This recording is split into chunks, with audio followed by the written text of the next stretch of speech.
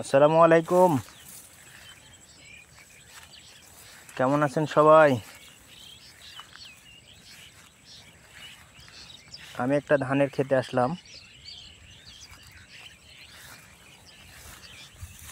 এই যে এটা হচ্ছে পাতা পোড়ানো রোগ, মানে পাতা মোড়ানো পোকার কারণে এই রোগটা হয়েছে।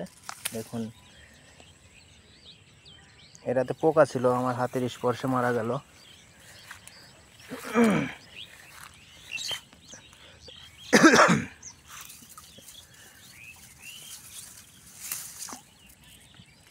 দেখুন, এটা হচ্ছে পাতা মোড়ানো রোগ, পাতা মোড়ানো পোকার কারণে এটা হয়েছে।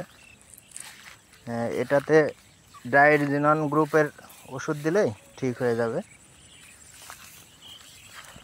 এমন সাদাটি এবং